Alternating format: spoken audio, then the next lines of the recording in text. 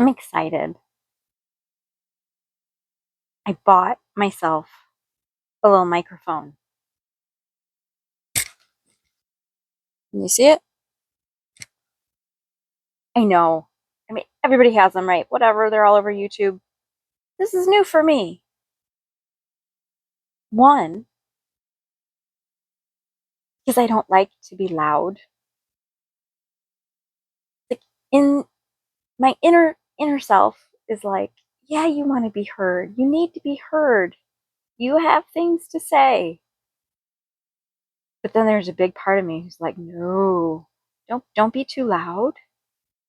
Don't bring attention to yourself at all. Just, sneak around the outside of the room and be invisible until you have to leave. So I bought a microphone. The other reason why it makes me a little giddy, because I don't buy things for myself. In fact, I don't usually even want things.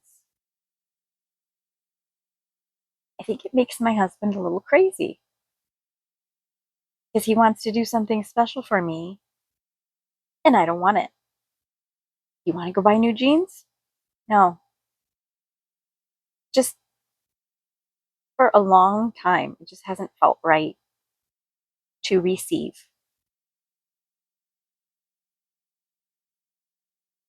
And a lot of it had to do with our financial situation.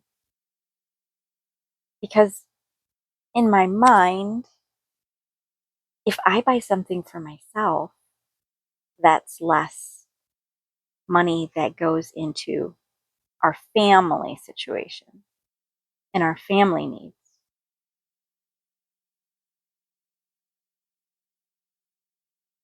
It, and it became so ingrained in me that I stopped wanting things. I stopped getting excited about things.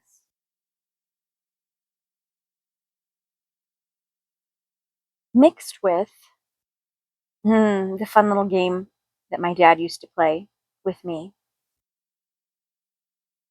when we'd enter the grocery store.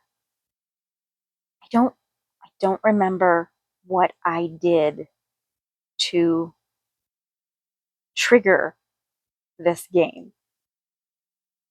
But he'd put his hands over my eyes.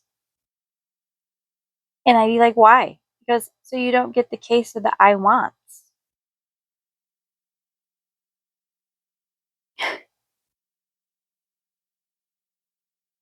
So if I couldn't see anything I wanted, I wouldn't ask for it.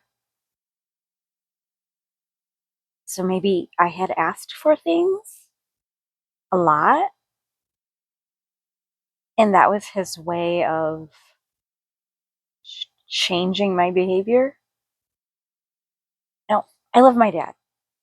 And he's a funny guy and he likes to pick on people. And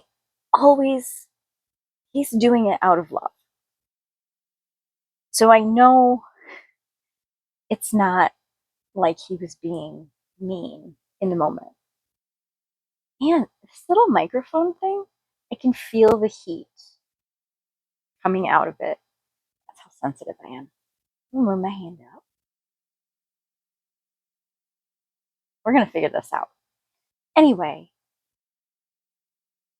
my dad was not trying to be mean by, walking me through the store like this so I didn't get a case of the I wants. I think something in him might have felt bad that he might not have been able to provide all of the things that I wanted. And that was his way of, kind of stopping the situation.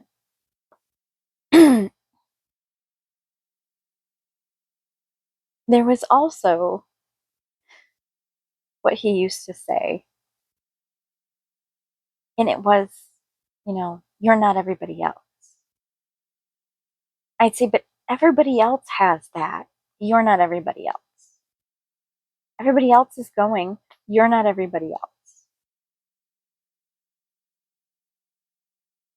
So even from a young age, I was kind of programmed not to want things for myself.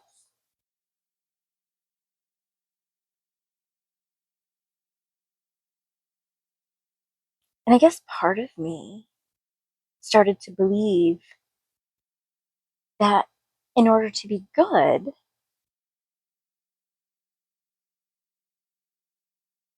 I was supposed to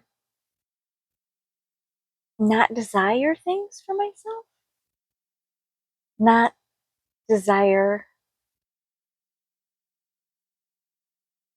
things for myself. And those things could be change for the better, like an upgrade. Like, I should want an upgrade, right? Whatever the upgrade is. I should want to get my hair done to feel good about myself. I never want to. I think I get my hair cut twice a year and I quit coloring it. So this is just white growing on top of whatever else, and I'm like a calico cat. Yeah. So for a long, long time, I walked through life feeling as if I did something special for me. It took away from my family, or it took away from someone else. Or if I asked for help or support, that would be a burden or an inconvenience for them. So I wouldn't.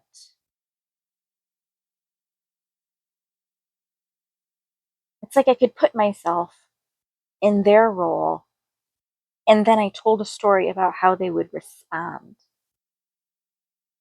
I told myself the story that if I wanted things and if I asked for help, that was a burden on others. And I don't think that was my dad's intention when he did these little games. He was doing the best he could in those moments. And now that I understand how all of this has transpired, it's up to me to shift it, to shift my thinking, and to rewrite the story. Stop telling myself the old stories and start telling myself the story I want to write. And that story is limitless. Sorry, is that loud? I hit the mic. I write the story. Somebody else doesn't write the story. They don't even get input in my story. Like, the heart that I have, of course, is going to write in like things to bless others. Of course it is. I think my whole life is to be a blessing. I've just been blessing in the wrong ways by self sacrificing to my own detriment because I wasn't filling my cup. I was empty. I was empty. And that feeling of emptiness just kept me stuck. And then I started putting up boundaries because, you know, I want to feel better. In order to feel better, I need to protect my energy. So I learned to say no. I learned to not respond. I learned not to go. I learned to tune in to how I would feel about something. And if, I felt tension in my body, that's probably a no. But if I got excited, if it made me smile, that's a yes. Like my inner compass, how you feel. And you feel with your whole person. You feel with your body, you feel with your mind, you feel with your heart.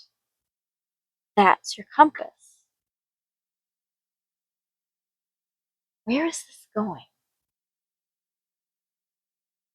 Bought a microphone.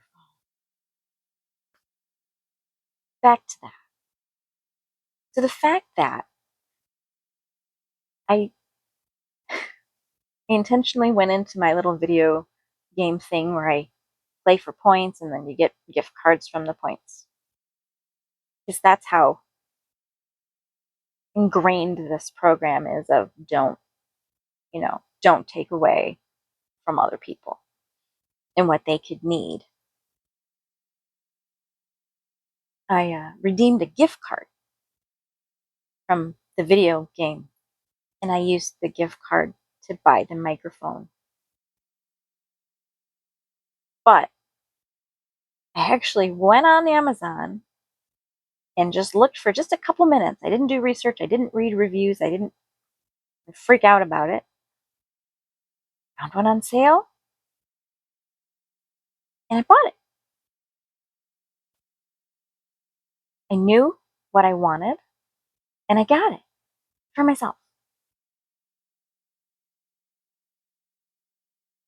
That was a big deal. It was $9.06. That's a big deal. Like I embodied the version of myself that I've been working on.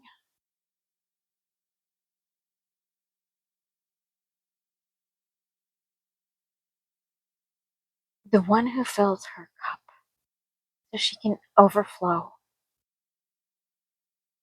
into everyone else. From overflow,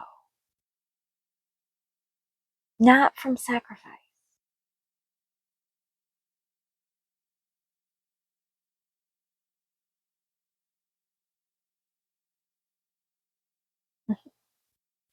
Thank you for listening.